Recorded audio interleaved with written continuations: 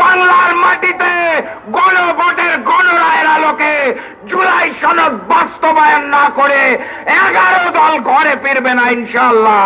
বাস্তবতা হচ্ছে স্বৈরাচারের পতন হয়েছে, কিন্তু ইনসাফ কায়েম হয় নাই।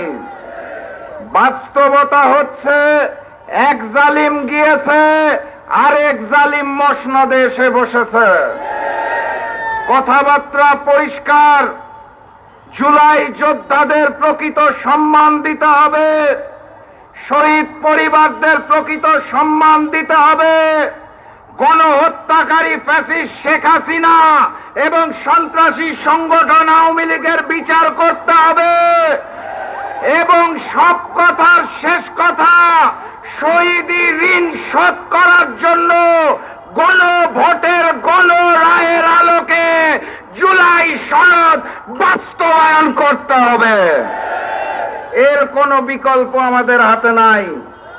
ক্ষমতার মসনদে এসে কেউ যদি মনে করে থাকে নতুন করে ওই হিন্দুস্তানের গোলামি করবে, নতুন করে জালিম হয়ে উঠবে, শহীদি রক্তের সাথে বেঈমানি করবে, তাহলে স্পষ্ট ভাষায় জানিয়ে দিতে চাই, আপনাদের মসনদ টিকবে না।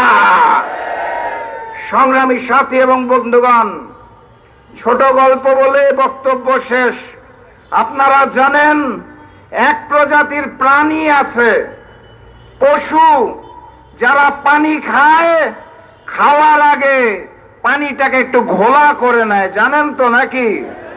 বিএনপি হচ্ছে সেই প্রকৃতির রাজনৈতিক দল যারা পানি খাওয়ার আগে পানিটাকে একটু ঘোলা করে নিতে পছন্দ করে।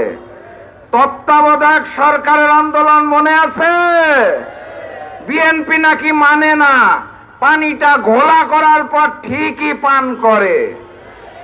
গণভোটের গণরায়ের আলোকে জুলাই সনদের একই অবস্থা হয়েছে। বিএনপি মানবে, বিএনপির বাপেরাও মানবে। পানি ঘোলা করে খাবেন নাকি শুদ্ধ করে খাবেন সেটা আপনাদের ব্যাপার। বাংলার মাটিতে গণভোটের গণরায়ের আলোকে জুলাই সনদ বাস্তবায়ন না করে 11 দল ঘরে ফিরবে না ইনশাআল্লাহ। প্রস্তুত আছেন? বিপ্লব অনিবার্য। একটা স্লোগান দিয়ে শেষ করে দেই, তৈরি আছেন তো নাকি?